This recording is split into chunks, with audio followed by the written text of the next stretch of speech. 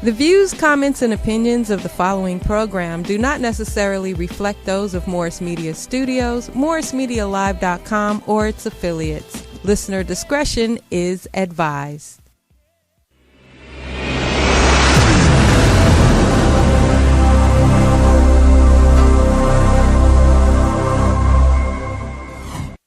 Yo, yo, yo, yo, yo! What's up? It's your girl, Chelley Chelle. Man, I missed y'all. I'm so glad. Thank you to Morris Media Studios for letting us come in here because just like you watch the news, we are media as well, giving you an adverse perspective and some time away from the panic. You feel me? Anyway, I missed y'all. You already know this is my favorite day of the week because of you all and because we bring somebody different from our community in here and we get to meet them. Today, I'm honored. I am very honored that this person came in. Please welcome to the show the new host of Politic and Lynn, L.A. Lynn in the building. What's going on? This Politic and Lynn. What's going on? Thank you so much for coming. Thank you for inviting me in this crazy time. I'm out here risking my life. I know. I mean, that's how important it is, right? to speak your voice and absolutely. And that's part of politics. You know what I mean? Having trying to be silenced or being fearful of, That's true. That's true. Media is a really big thing that needs to be happening right now, especially Black media. Yeah. People hearing not only what they're feeding to you, but also listening in to like what they need to know for themselves. Like, and that's a lot of times our community, we don't have that. We be on the shade room or whatever the case may be, and it's just like at the end of the day, we really want to, get the information that's necessary. Facts. I want to give a huge shout out to Dorky Nerd Apparel. I know y'all see me dripping. I hope I don't drown y'all. I feel like it's a lot of water over here. It is fly. For the hoodie, this is a hoodie and a hat. I put on my Dorky Nerd glasses to match. Make sure y'all visit and support our small Black queer businesses in this time right now, especially when you get your stimulus check. Absolutely. You feel me? Absolutely. Make sure y'all go support, buy something from everybody if you can. Little by little. Little by little. If you can, support where you can. Man. So affected right now by what's going on. Man, we got the COVID-19 epidemic going on right now. What do you like about COVID-19? It's some perks. It is. It's some perks right now. I can get anywhere in Los Angeles in 25 minutes. That's probably the best perk. It made me feel like, I really like living here now. Yeah, right. Like, you can get anywhere. I'm telling you, but that's probably one of the best. And then also, people seem a little more kind. Sometimes I go out. Me and my girl, we go out for walks and stuff, and it's just like people are they keep their distance, but they're like, oh, hey, you out here, you doing stuff too? You've been inside, so it's just like everyone's energy is a little bit different, I think. That's funny because I'm starting to feel it's like the opposite. People are more distrustful. You can't cough in public right now. If you cough in public, it's a wrap. But don't cough in public. Don't alarm anybody in the grocery store. We're already on edge going to the grocery store. It's like you coughing in here, just go back to the car. You know what I'm saying? That's just hilarious, man. But things I like about it right now, if you go outside, it's so beautiful. It is. It's like we cause a lot of pollution. We do. And right now, it's no pollution going on. I know. The air tastes different. It do. I always talk about, good air cities, who got good airs. We never had it. We never had it. Yeah, we got some right now. We got some good air right now. It's fire. It's fire right now. I like that. I like even though social distancing in public is kind of weird to me, I'm still trying to get my mind around the tape lines that are 6 feet away and how we're in the same building. But it's this is an airborne thing. So even if I'm 6 feet away, well, whatever, I'm going to do it. I'm going to stay at the sticker. I do like the space. Back in the day, you would be in line, people would be all up on you. That's true. Now I do like the fact that people are at least being mindful of how much space to give somebody. Yeah. I mean, some people are not adhering to it though. Right. And you have to tell people and then they look at you funny. Yeah. You tell them, hey, there's a line there for you. Right. You need to stand on it. Right. Yeah, right. Social distancing. But yeah, I mean, people really, especially in LA. Yeah. In our major cities. We didn't have no sense of self, space. stay out a little bit. Right. It's really funny too. Like, just how we're engaging with each other. Like, it's just, and we're so clean now. I love how clean we are. I know. People are like, oh, let me wash my hands. Like, I've never seen people I have so. a bottle of alcohol. I stay with it. Where's your bottle? Get your bottle. Yeah. Every day. Yeah, bam. All day. I clean my phones. We clean the doorknobs when we come in and out the house. It's like, why wasn't we doing this the whole time? Like, I mean, I don't want to do this forever. So, to be honest, I mean, not to say that I'm not clean, because I am, but it's just like, who wants to just be consciously doing that constantly? Like, it's just. But at the end of the day, you got to do it if you're gonna leave the house. That's funny.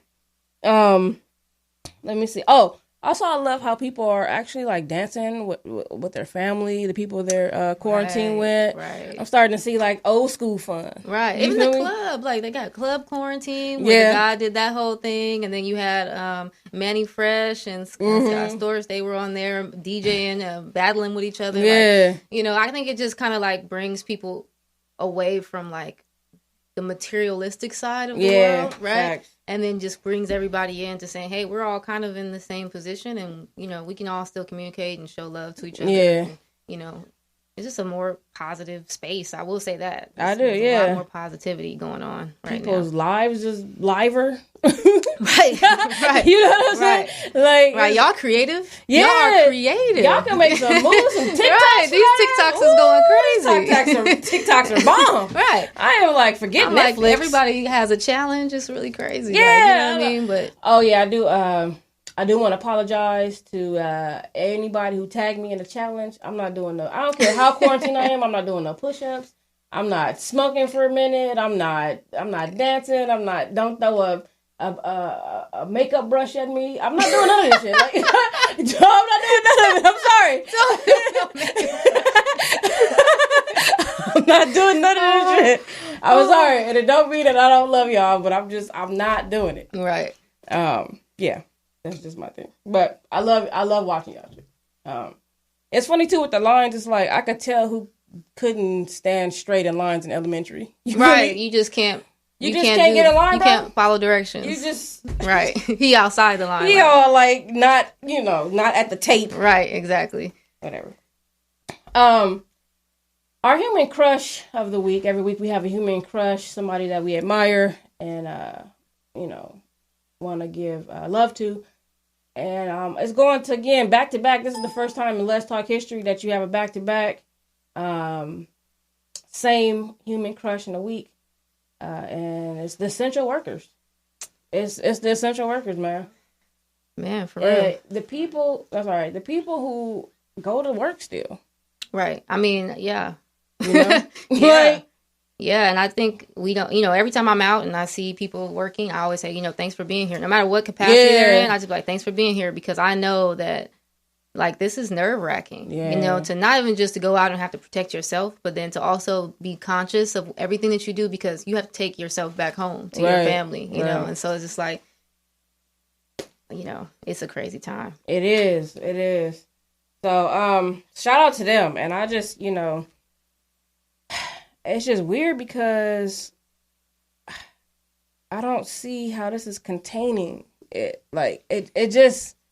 I think we waited too long a little bit. I think that's what occurred. I think that when the alarm went off about this, we have a president who is incapable of understanding anything of logic. So he just constantly wants to hear himself talk. So he's the leader of everything. So if you downplay something, your whole country is going to downplay it. Like if the CDC is saying one thing and then you're like, oh no, that's not what's going on, they're going to take your word, especially Republicans. They're going to be like, so these governors not closing down their states or whatever the case may be, they're doing it based off what's going on at the head. And now that it's more serious, it's out of control. You know what I'm saying? Okay, we got a caller. Let's see who's on the line.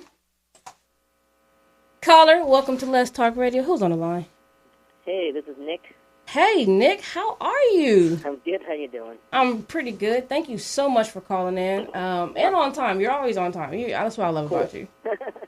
So punctual. How are you feeling? Better. I still have a little bit of a lingering cough, and it's hard to tell if it's allergies or that this is just a residual of the illness. So I really don't know. So I'm just extra careful. So, you actually caught COVID-19? You know what? There's no conclusive tests because when I was sick, my doctor told me to stay home. I have an immune deficiency because of a kidney disease, so I have to be very, very careful around people who have illnesses and germs. He told me that at that period of time, there were no tests really available from those people. And so they said you can either go to the ER or you could stay home and hope to wait it out. I did not want to go to the ER because to me, that's like the last resort for me. Mm-hmm. Going to a hospital means exposure to so many more germs. And at that time, which is 3 weeks ago, really we didn't know much at all about the virus and about what's going on. Right. So I was really hoping that maybe I just caught some sort of cold, but it got really, really bad. Not only just the fever and the traditional flu symptom, but for the first time, because I get sick so much, I know my body so well, and I know I also get the flu shot. So, I already had been sick in October and November with the flu. Mm-hmm. So the likelihood that this was another flu again was small, so I was hoping that it's maybe just a cold. But then I had a fever, and then I believe by, I wrote everything down because I was so surprised at my symptoms, and I was really worried because, living by myself too, I thought to myself, what if something happens to me? I want to be sure that there's someone that knows, like, this is the progression of what happened to me, Right. But yeah, I believe there was just like a significant amount of head pressure, sore throat, nasal congestion, sinus pains, and then I started coughing by the evening, burning eyes, and chest pressure and pain. Mm. This was all within 24 hours for me. Wow. That's and crazy. then by the second day, my fever went up, and then I literally was gasping for air. So that's like what I was able to write down. Wow. All And this time, you're still not diagnosed, right? Exactly. And I was very good about emailing my doctor every day with updates because obviously they didn't want to see me. They didn't want me to go in. So everything was via email, giving him all the symptoms, asking him what to do. The one really lucky thing for me is because I do get sick so often, I had every medication I needed. I had my inhalers, 2 types. I had my nasal sprays. I had everything I really immediately needed to get better. So I immediately started taking it, like literally the first day. The first sign of symptom, I started taking my medication. And I think that really helped me a lot. And then as soon as I couldn't breathe, I had to really, I took a lot of CBD, and even though I don't like THC in cannabis, I actually resorted to taking some THC, like cannabis oil, Mm-hmm. and rubbed it like all over my head, my neck, my upper body to help calm down the symptoms, like just calm my body down because it literally hurt to breathe. Wow. And so any kind of movement, any kind of coughing literally exacerbated my chest pain so bad. My heart rate was up. My heart rate normally is about between 70 and 80. Throughout this, it went up to 106 at one point. Wow. Where with me just laying there. Like literally I laid there in bed all day and it was at 106. And I remember just laying there thinking, like, why is my heart pounding? Because I'm not an anxious or excitable kind of person. Right. Like super calm, And so I was just literally like, why is my heart rate so high? And so I just kind of kept measuring it until it took a few days and I finally went down. And even now it's still higher than normal, but I think it's just part of the body reacting to whatever this thing is. But it sucks because I still don't have an actual diagnosis. And I went to take the test twice. Mm-hmm. And what happened with what was your experience with the testing? Where did you go? So the first time was immediately when the city sent out a text to people because I signed up for notifications from the city. And the first time they texted, which was, I think, I want to say over 2 weeks ago. There was like 4 different locations. I picked the one that was at the Crenshaw Christian Center because that was the closest. And unfortunately, because I think I was the first round, because I literally like they tested people, and then I got an appointment the next day. So I think it was really like I was one of the first people to get tested, right? And it was so disorganized. People, I find, are frantic and panicky, and so they're very self-involved. So, like, there was a huge line of people, of cars outside this, Christian center, this lot. And so there was this huge line, and people were literally, like, crossing the intersection to beat the light so they could get into this line. And so there was creating this gigantic traffic jam. And literally, like, there was a guy to my right, and there was a woman to my left, and they all tried to squeeze me out so that I couldn't go in, so they could go first. Wow. Into a line that was going to go through this drive-through or test, right? Wow. And I was literally sitting there kind of laughing because I was like, what hurry are you in? You're just going to be in front of me for this test, which we still have to sit here and wait. And we were in that line for an hour in our cars. Now, what was the first testing like, though? What did they do? So basically, both tests were the same in terms of the actual test itself. The first one I went to was in a box, and I think it's still from the same company because from the paperwork, the instruction paperwork, it looks like it's the same company that provides it, which is Curative Incorporated. And the first one was in a box, and with the instructions. And what they failed to do is they failed to tell us in our confirmation email that we shouldn't drink anything or eat anything at least 20 minutes before the test. So when you're sitting in a car for an hour in the heat, I was drinking water like there was no tomorrow because I was so hot, and also I was sick. So I'm like just trying to drink. And so by the time I got to the test, when they give it to you, once you're in and they give you the box, it was literally like, 10 minutes out the door. So you're in line for an hour, and then you get the test, and then you have 10 minutes to basically read through the instructions of like 10 different instructions that you need to do. And for this particular venue, you basically had to be in line. I was in the front, so I was in this line that goes into the parking lot, and it was very dark. So you have to really like turn on the lights in your car and really like read the instructions. And once you're in the parking lot, you have the amount of time from in the parking lot to the exit of the parking lot, which is literally like maybe 5 minutes, Real briefly, how do they administer the test, though? You do it yourself. And what do you do? So basically in your box, you have a swab, you have a vial, you have 2 bags. So, in this test, it was a box and then 2 bags. You have a specimen bag, and then you have a bubble wrap bag that you put the specimen bag into the bubble wrap bag, and then you roll it, and then you seal it, and then you put it back in the box.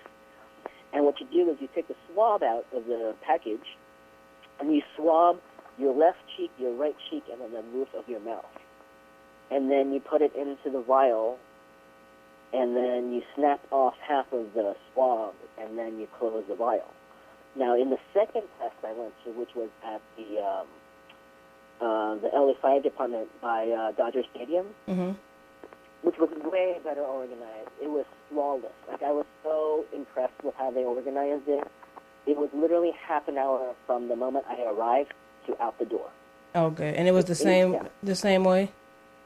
No, that was last week. So that was like a week later I was able to get the second test.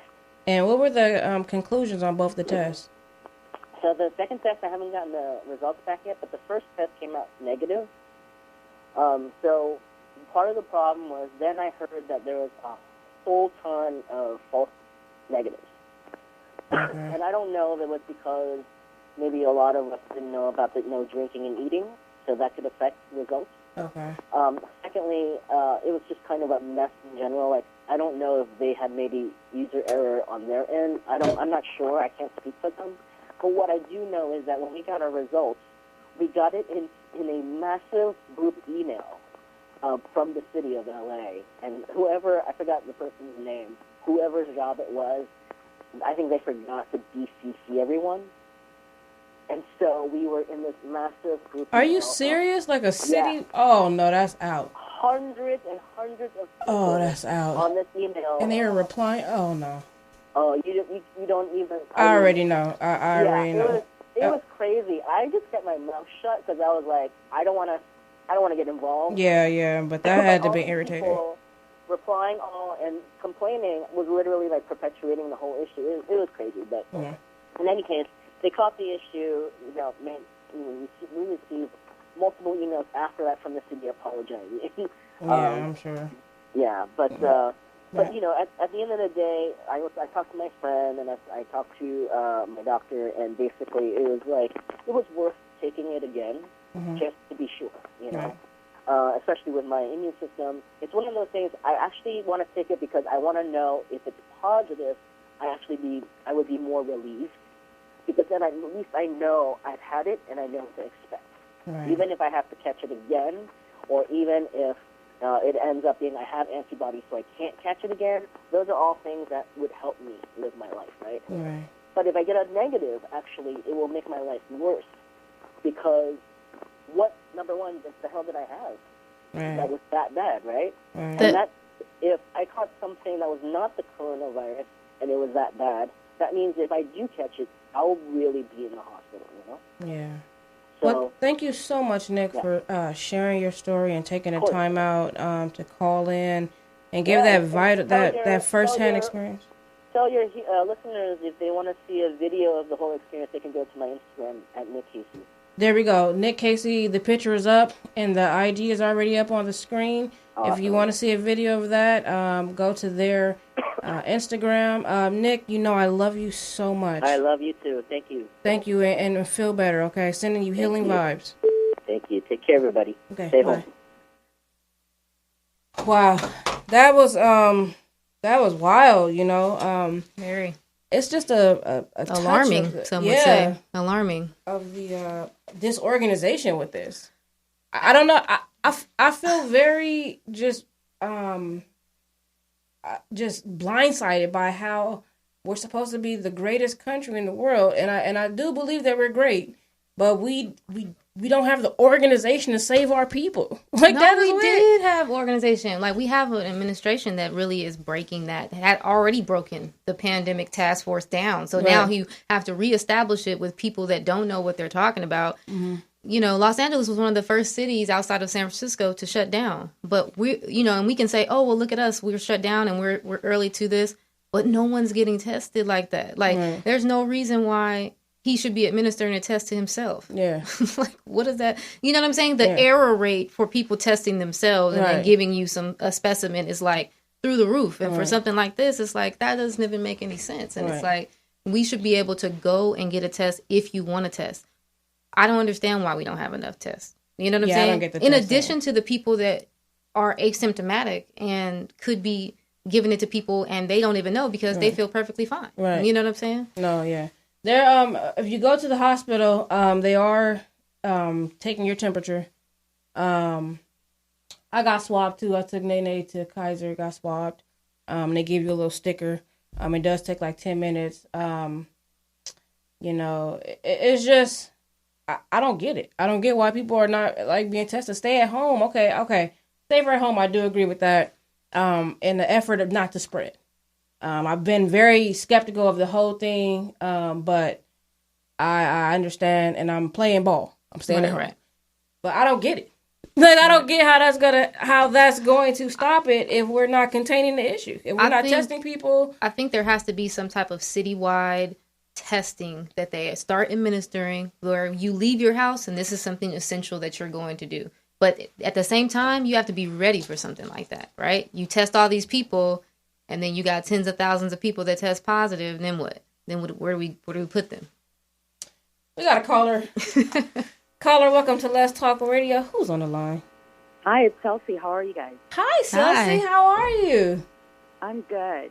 Thank you so much for calling. We got a picture of Chelsea up there. Chelsea does my taxes, and is very well. Okay. She's been in banking for about 10 years. She was a VP of a major bank. And now you're like an independent advisor, right? Yes, I'm a business consultant, and I do real estate also. Now, this is an important call, one of my favorite calls, because Chelsea, where is the money? It's going to be rolling out, and I'd like to share, what needs to be done if it hasn't been done already, and what to expect, and how it'll be dispersed. Okay. I think these are topics that people have questions in mind, but don't know the answers. Yes. So, according to CNN.com, if you filed your 2018 tax return, then they will use your bank account information from that return and disperse per adult $1,200. So if you're a married couple filing jointly, then they will direct deposit $2,400. So each adult will get $1,200. Okay. If you have a child dependent that you claim on your tax return, each child will be receiving $500. Okay. So if you filed your 2018 return, they'll use that information and your bank information and direct deposit the funds. Now you might ask, if you don't have a bank account and you receive a check, then it'll take a little bit longer, because then you'll get a check in the mail for your stimulus. Okay. Now, So go ahead. maybe a concern would be if an individual says they owe back taxes. Well, they're not going to hold the funds if you have back taxes. You're going to get a stimulus check regardless. Okay. Now, my question about the stimulus check, because I don't know if this is false information or not, but does it have any weight on your taxes next year? Meaning, is this just an advancement? It's not an advance. It's a relief. Okay. Because of the state of our economy, there is a relief available. And the individuals that would qualify have to have a gross household income under $75,000.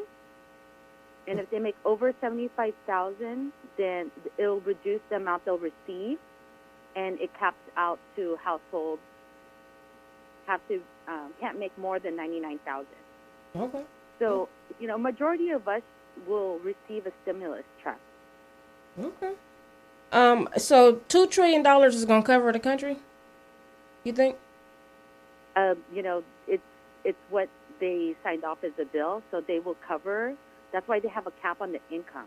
Okay. So the main thing here is that if you need this relief and you haven't filed your 2018 return, you need to file your 2019 return. One of the two will help you qualify. If you're late on taxes and you didn't file either one, then file the 2019 return. And is there a deadline? What's the deadline for that? The deadline is extended to July 15th. Okay. But if you file today, it'll be in the system. I mean, you want it to be in the system as soon as possible so that you could get your relief sooner than later. Right. Now, what about these loans? So a lot of my audience is they're small black businesses, queer-owned businesses who rely on vending to make money and events, and they're not reaching their audience the way they used to. And even like a podcast, like here. I have employees that I pay and people that I pay. Do I qualify? Do they qualify for the small business loan at the banks, and that's also approved by the banks and the government? So the relief for business owners there's two programs. They have a payroll relief fund. That means if you have employees and you could demonstrate that you're to the government, to the SBA.gov is your reference point if you want to read about qualifying for a loan through the government. Okay. You would need to demonstrate that you issue payroll. Mm-hmm. They'll also cover relief if you have to pay a rent. So, in this case, if you're renting studio space, then if you could demonstrate that you're paying rent, then they'll also give you a loan to pay back rent. And So these items are on SBA.gov. The main two things I think that would assist the business owners to demonstrate that they have payroll and, they have to pay rent. And that way the government will extend a loan. Now, the process of applying, what people don't understand is that you could get the information through SBA.gov, but the faster way to get your application reviewed is going directly to your bank. Go directly to your bank. And for the sake of time, what's great about this and you calling in is that for people who need assistance or need some help filing it out or understanding, you offer that service, right? Correct. They could go to my website. It's right there on the picture? Correct. Uh-huh. So if they have questions and understanding how to complete the application, we could guide them through this or at least clarify what information they might need. The best thing to do if you have questions and you want to apply for this type of relief or government assistance is that you're prepared to submit your application in full documentation. So there are documents that you need to show that and demonstrate to get the relief. Like I mentioned, too, which is, maybe a lease agreement to show that you're paying rent or past, rent payments, and proof of payroll so you could get the payroll relief. Mm-hmm. Now, the people that qualify for this type of assistance could be a sole proprietorship. Oh, cool. Right? Mm-hmm. So like you said, you have friends that do vending. If they're receiving 1099 income, Mm-hmm. or they're have a DBA filed and claim a business on their tax return, they could show and demonstrate that they're truly running a business. Mm-hmm. There is a relief for them up to $10,000. Okay. Well, So- again, contact Cecily. Thank you so much for calling in. I appreciate that valuable information. And You're welcome. I am vouching. She is very knowledgeable and very on it. So if you guys want some help with this situation, contact her. And thank you again so much for calling in. There's your money. Thank you. Thank Happy you. night. You too. You know what I mean? I'm trying to get y'all the money. So, flag with me. No, for real. You guys really probably should reach out to her because I was just making a post earlier about the fact that like these this money is first come first serve. Yeah. So the money that's allocated for business loans, Better get it. these more established businesses, they have their lawyers and stuff. Mm-hmm. They're gonna do that. They're gonna walk them right on through that. So, right through it. You definitely need to have somebody advising you. Don't You be trying to definitely. do it all by yourself. Yeah. Facts. We're going to take a break. During the break, we're going to play a song from Danny B from New York. Shout out. This one is called On Me or On It? Okay. We're gonna find out at the break. I really just want to turn up a little bit, do something a little fun. Everybody be talking all this shit like they don't be doing nothing. Well, I'm like, yo, you gotta go live your best life. Hello? Turning up, ooh, I'm doing me, turning up, y'all just gonna see, turning up, yeah, I'm doing me, turning up, yeah, y'all gonna see, it's on me, just like show and tell, it's on me, I'ma go and do it well, it's on me, just like show and tell, it's on me, I'ma go and do it well, turn it up, yeah, we turn it up, turn it up, yeah, we turn it up, don't stop, yeah, get it up, pour it up, yeah, we turn it up. I couldn't trust an enemy and I'm just doing me. I mean, it's been a long time since I've been happy. I got bad bitches that be all around me. Sometimes I just feel like I'm just lucky. You couldn't understand it, but I'm really coming up. I mean, it's been a long time and you got me fucked up. Trying to go and get it and I'm never gonna fail. So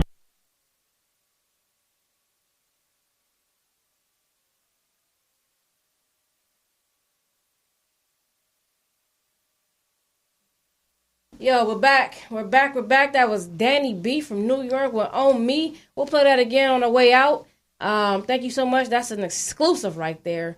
So go follow them on IG and their music. Welcome, Lynn, to the show. We've been really politicking, man. Politicking with Lynn right now. That's what it is. That's what we Politicking with doing. Lynn. We didn't talk to somebody who's went through the testing that might have symptoms of it. We talked about the money. We have a call right now. We're going to keep this one short, and we're going to get to know you and your politics and what got you started with politicking with Lynn. All right. All right. Caller, welcome to Let's Talk Radio. What's going on? Who's on the line? Hey, Chelley Chelle, this is Michelle Nicole. Hey, Michelle Nicole, how are you? That's Passion and Power, her picture. Welcome. I just put your picture up there. I love your quote, too. It says, rethink justice so we all can be free for real. Oh, wow. And that's very fitting right now because I know people are not feeling free. A lot of our freedoms are being tested right now. That's true. So you talk a lot about politics and relationship with the police and how we should change our mentality so we could change our relationship with the police. Right. Just quickly, we've heard a little bit of talks about martial law and things like that. What is your standpoint about policing the community during a time of an epidemic? Sure. So basically with martial law, right, that's a really specific element of control. Okay. So basically martial law is when the military takes over the government. And that can be authorized by the president or by your state governor, basically. So martial law isn't necessarily when, the National Guard or police are enforcing, measures for the pandemic. It's really when our government is no longer able to be in control. And really that has been laid out in the Constitution where only that happens, that really should only be in times of war, foreign invasion. And the last time it happened was in 1941. So the likelihood of, martial law really becoming an issue within the next few weeks is low for the most part, at least when we look at history. But we know we have someone crazy in the office. So, logic is out the window. Right. But really that's going to be on really a state level where that could be enacted, but it's very unlikely. What we're more likely to see is action from police and action from National Guard. So out of 22 states, I believe right now, they have National Guard deployed to help with basically enacting or helping with the distribution of resources and kind of testing all of those things. But they are there to help with support. Their role is not essentially for them to be enforcing laws in a way that's, putting our communities in jeopardy. But as we know with the history of law enforcement in the U.S., that is still a possibility. Even though the National Guard is, deployed and is supposed to be supporting, they could, kind of enact their own thing to where they're just responding in ways that, can harm us. So I think that we kind of need to focus on, one, being vigilant of what's going on locally in our own communities, citywide, statewide, being aware of what is the conversation around, and asking specific questions about what role the National Guard or whoever is going to take in this pandemic, right? So a lot of the time our conversation is steering to, well, how are we going to enforce social distancing, right? How are we going to get these people to stay in their house? And should we be arresting people and using police to do that? And that doesn't address the need, right? That is the problem with people coming out and not, adhering to the measures often is a product of the lack of resources. So they have to go out, right? Because they have to work. They don't have, access to just lounge up in their house and, use this time as a vacation. So we need to kind of focus on, are people who have needs, do these people have the resources that they need? So that way we can initiate public safety without using, stringent, punitive law enforcement. I mean, you said it right there. Yeah, that's everything. I appreciate you for calling in. We're going to have you on the show so we can get deeper into, I really want to pick your brain about, because I love your perspective about the relationship between police and the community. So I'm definitely going to have you on the show. Thank you so much for calling in and kind of explaining that to me too, because it's so much misinformation and then the panic information. And it's kind of like the media is causing I read a word today. It's called infodemic. And it's when it's a whole bunch of rumors and just misinformation all across the media. We consider it, like propaganda. Right. But it's a new word coming out, like infodemic, and it's because of social media, the way it's spreading. Just like how the corona spread, like this info is spreading so quickly and misinforming people. So thank you. Yeah, no problem. That's a virus in and of itself because, Exactly. you know, when we talk about state control, right, that is initiated oftentimes from the public's fear of something, Yes, right? right. You're drugged up with fear. They're telling you, well, since you're so fearful, we need to respond in this way. But we need to be informed enough to understand that that's not the way, you know, that they can, you know, kind of address the pandemic and still keep us safe and to where we're not living in a police state. Facts. Yeah, facts. You are so amazing. Thank you so much, Michelle, Yeah, for calling in. And if you guys want to find out more about how you could kind of change your perspective, I had to get that, about with the relationship between the community and the police, please follow Passion and Power. Some amazing views, some amazing things going on over there. Thank you so much again for calling in. Thanks so much. Appreciate it. You guys have a good night. You All right, you too. Bye. All right, bye. Man, 3 good phone calls. Great phone calls. Um, Great perspectives. Yeah. Different, you know, I thought that was important. Instead of me babbling how this is all bullshit and the government and shit, I wanted exactly what you was gonna do. I know that's what I was gonna do, but I wanted y'all to get some facts because this pandemic, like I said, the infodemic is really happening right now, and we have to be vigilant. This is media as well. We have to be vigilant in giving an adverse perspective. Right. So is that what inspired you to start Politicking with Lynn, your podcast, which can be caught every... Right. Every week I'm trying to get one out. You know, the pandemic is really stifling that, so we gotta no, strategic. No, you quarantine. You could get right. But you know, but no, I mean, I'm genuinely just interested in what's going on around me. Yeah. Like most of the time when, you know, I know people probably be on TikTok doing whatever. Like me, I'm just like, what's going on over here? Well, that's going on over there. Okay, well, what does that mean? Let me go look this up because like I don't like being ill-informed. Right. And because I'm like that, I talk to people that I know a lot about some of these things, you know, and then people always tell me like, oh man, you always politicking, like, you know what I mean? Like, you always politicking, like, you know, and so I was just like, you know, I really should just, after people kept telling me that, I was like, I should just start a podcast and just start talking about, you know, my perspective about what's going on, politic with different people. The whole point of Politicking Land is that I'm Politicking Land. Someone comes and they come and politic with me about it. Right now, you know, it has been heavily about like the coronavirus and what's going on right now with the pandemic. But ultimately, I wanted to be a platform for Black people to come on, just like, you know, the guest that you just had call right now, and just be able to just talk about those types of things and just politic with Lynn and get the information out in a more easily digestible way. You know what I mean? And that is so important right now. Yeah. You know, I was in my mind when you started, I was so excited. I was like, oh, this about to be like the Black CNN. Right, like, we about to be on. I'm trying Black media, man. You know what I'm saying? Right. Because what you said was, your tagline is so real. Like, everything is politics. Everything is politics. And it's happening all around. Even this pandemic, it's politics. Yeah. They're playing a game. All these games you think people are playing in government, it's just politics. Yeah. You know? And it's, even if the word game is problematic for you, like playing a game, think about it like this. It's not a game then. It is politics. Everything from the water that you get into your community is politics. The food that you receive at your local grocery store versus to the Whole Foods in Culver City, vegetables. I was so mad one time when I was like 21. I went to Whole Foods for the first time and heard vegetables I had never heard of before in my life. It's even a difference if you go to the Ralph's that's in Inglewood on the bottom, and then you go up to Ladera, and it's literally like a mile away from each other. Two totally different grocery stores. That's politics. As far as who's getting tested and who's not, that's politics. Definitely. Trump is not even answering certain governors' phone calls. Michigan can't get no love. I think Washington State can't get no love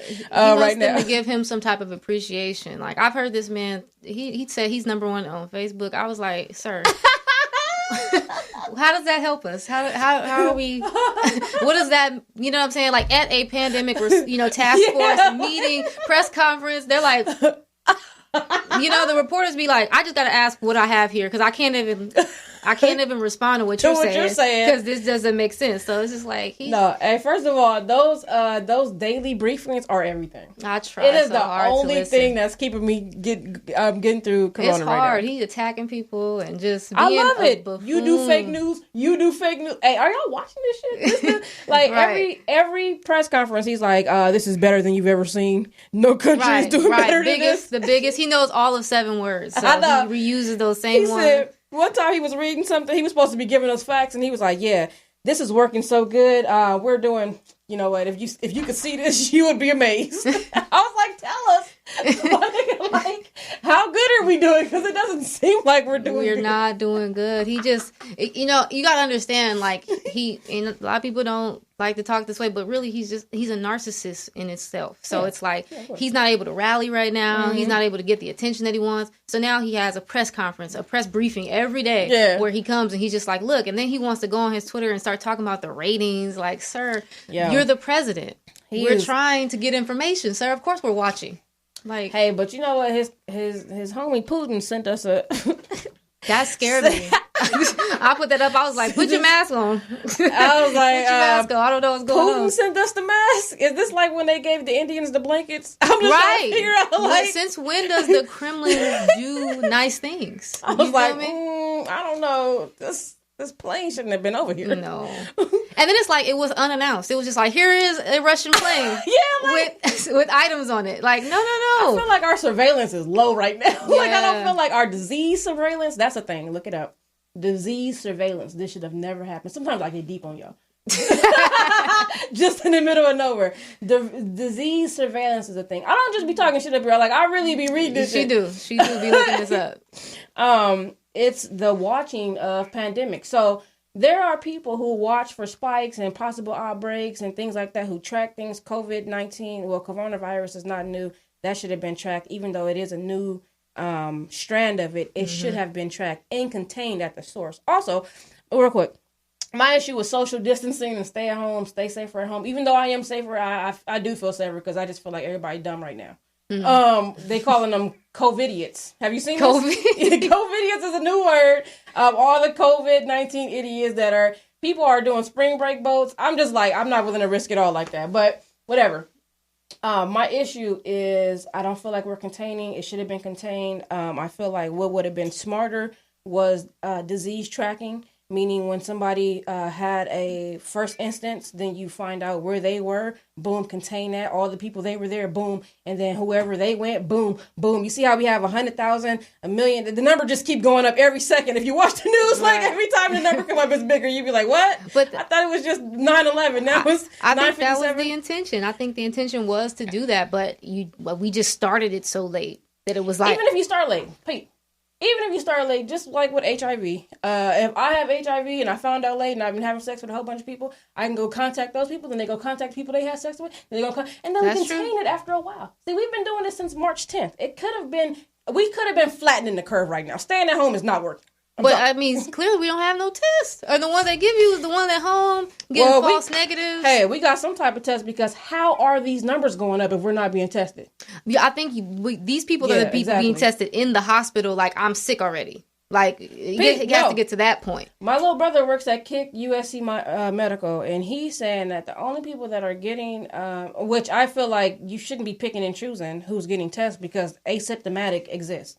So that's just dumb. Period. If you have a test fucking everybody so we can stop this shit. But whatever, that's just me. I'm not, whatever. But he's saying that, some of the tests are inconclusive. They're not even testing properly.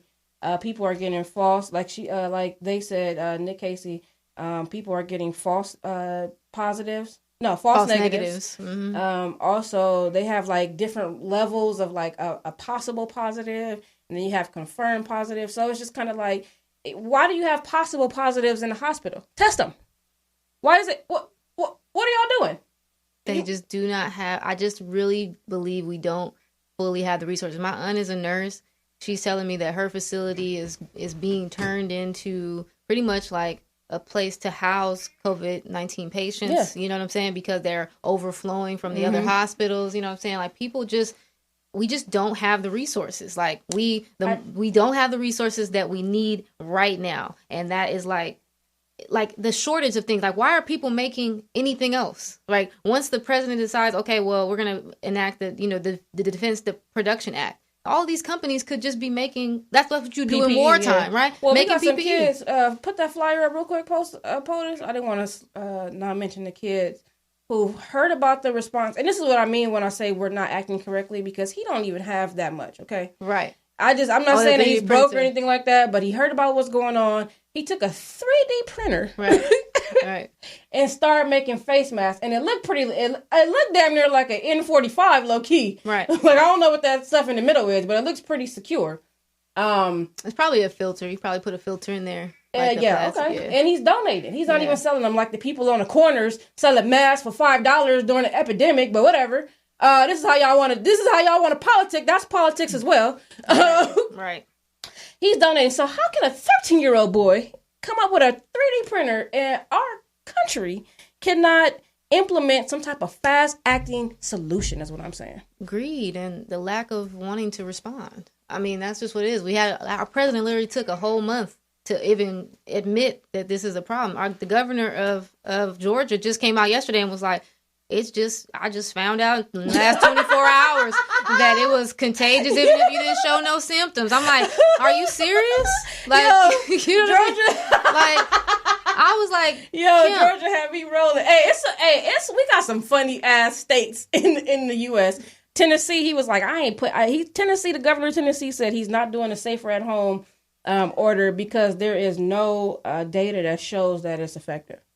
I was like, okay, but if we're all doing it as a country, just in case. I don't even believe, but I'm at home. And that's why in those press briefings, they keep asking him to say, this is what we're going to do on a federal level. Right? So we can just knock all that out and everybody has to do what's being told. But it's like, once you do that, you really are about to shut down the United States economy. Yeah. And sometimes you got to think, who benefits from that? Yeah. Politics. You know, everything's politics. Where did you come from? Like, you know what I'm saying? I feel like I'm just blindsided by your genius from out of nowhere. Like, you just came out of nowhere. Are you from LA? I am a LA native. What? Yes, I'm born and raised in Los Angeles. I'm just actually, I LA. I don't know why I'm just. I don't know why I'm just acting so fake. I'm just a LA person. Like, you know, there's a LA person that always had a job and was always going to work and going to school and just getting your life together. And you just don't really.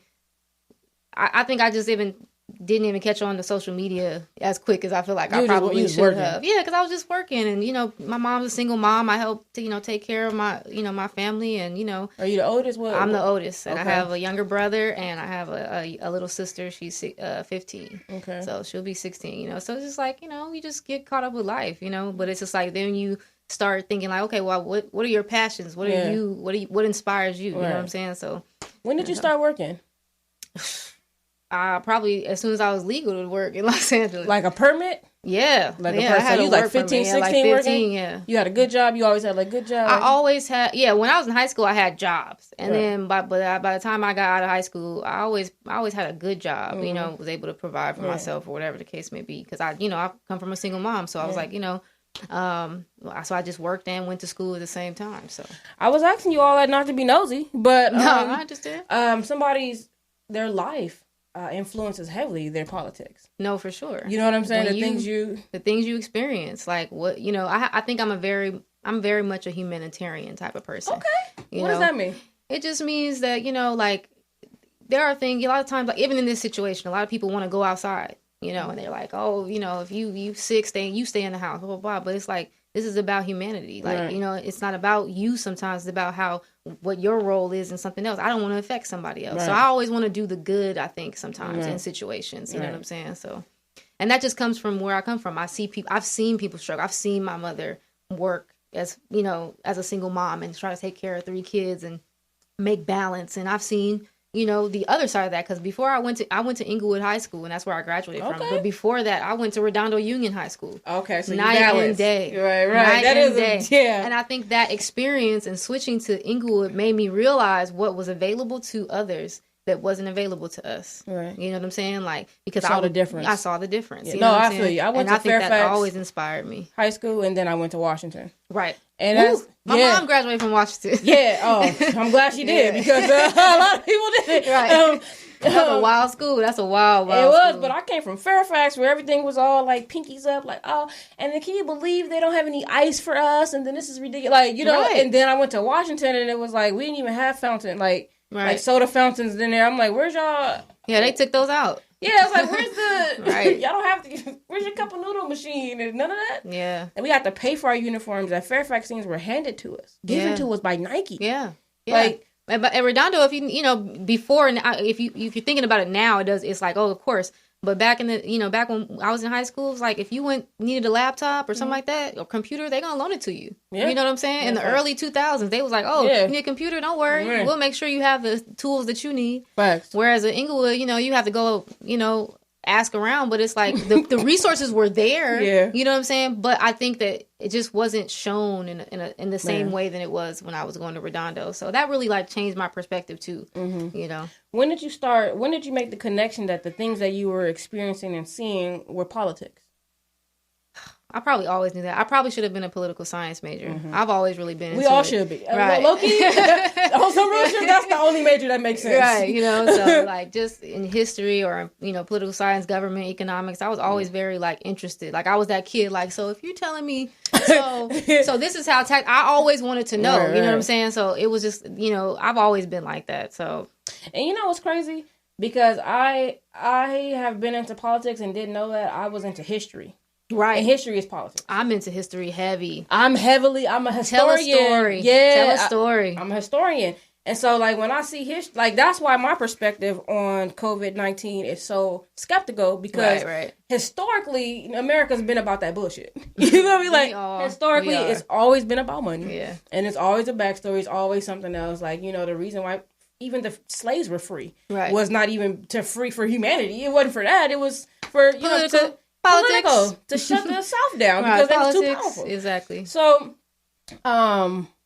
it's so funny that history really is politics, even though you have to go to school and study history and then political science. Like, it's different. Then you go to political science and they're telling you a bunch of history stories. Right. And how you deliver that information is important too. I love talking about history, but just talking about it. Yeah. And just conversing and telling the story. I'd be like, because that dude, he was really wild. Yeah, like, you know what I mean? And then people really be into it. Like, they be trying to give it to you in this real bland, no seasoning manner. No, that's out. And then people are you gonna look, you should add that to your and I hate when people do that to me, put that on your podcast shit. But a history story in layman's terms would be dope. I do that all the time. I'm telling you. I have references to tell you that I really do that in real life. That would be dope, because I had an Asian teacher who told us like that, and it was kind of scary because she was giving it to us raw. Yeah. History is low-key is a whole bunch of genocides. It's really scary if you really but so I like that. So I hope you I think so. add that type of knowledge to that. Yeah. That would be fun.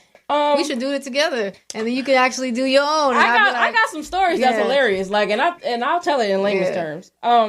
Why do you think Black people don't take politics seriously? Like, I legit hear Black people say they don't want to vote, they're not going to vote. I've even said it before, because they feel like it doesn't count. Why do you think we feel so disenfranchised? I do.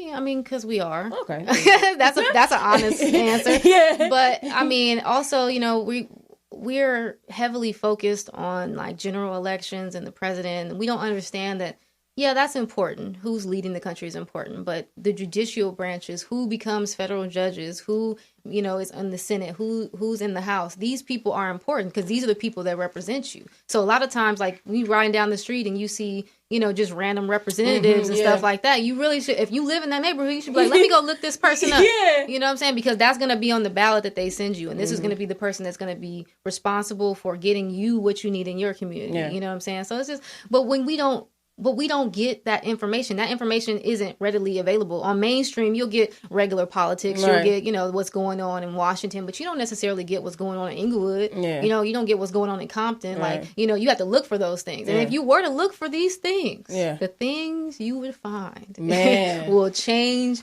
your life. You will be like, oh, I have to pay attention. Well, now you can find these things on Politicking with Lynn. Make sure you follow Politicking with Lynn on IG. Spell that for me. POL. Well, it's politic in and then LYN. Yeah, that's the best way to put it for y'all. I hate to put the pressure on you, but your podcast, I foresee it being so informational, so educational, so necessary. I'm putting work into it. I know you're gonna do it, and you're so on it. And you have this information, and I just can't wait to see you blossom and the podcast and blossom. Thank you. Real quick, what are your hopes for Politicking with Lynn? Where do you see your podcast? I think I really do want it to be a layman's terms political page for us. You know what I'm saying? Like, I wouldn't mind being in spaces where I'm interviewing people that are, you know, that are in those chairs. Like, okay, well, today I'm going to have on this representative that's going to be in this district. You know what I'm saying? And if you're in this district, I want you to tune in and I want you to ask them real legitimate questions in a progressive, you know, liberal manner where you don't have to be on TV and it's like, you know, being super political. You know what I'm saying? So no, facts. And I do see you doing that. I cannot wait. Make sure y'all follow Politicking with Lynn on IG. Thank you so much for coming on. Oh, I appreciate it. I thank you for having me on. Thank you for letting me be a part of it. No, man, it's all love. Thank you so much for all your help, too. L.A. Lynn helps out a lot with LesTalk behind the scenes, so thank you so much for all your help. Welcome. All love all the time. That's right. You know what I'm saying? And we're going to play Danny B on the way out on me, baby, all the way from New York. Pump that poetess for me. You already know this is Chelley Chelle, and I love you for real. You know, I really just want to turn up a little bit, you know, something a little fun. Everybody be talking all this shit like they don't be doing nothing. Well, I'm like, yo, you better go live your best life. Hello? Turning up, ooh, I'm doing me, turning up, y'all just gonna see, turning up, yeah, I'm doing me, turning up, yeah, y'all gonna see. It's for me, just like show and tell. It's for me, I'ma go and do it well. It's for me, just like show and tell. It's for me, I'ma go and do it well. Turn it up, yeah, we turn it up, turn it up, yeah, we turn it up, don't stop, yeah, get it up, pour it up, yeah, we turn it up. I couldn't trust an enemy and I'm just doing me. I mean, it's been a long time since I've been happy. I got bad bitches that be all around me. Sometimes I just feel like I'm just lucky. You couldn't understand it, but I'm really coming up. I mean, it's been a long time. You got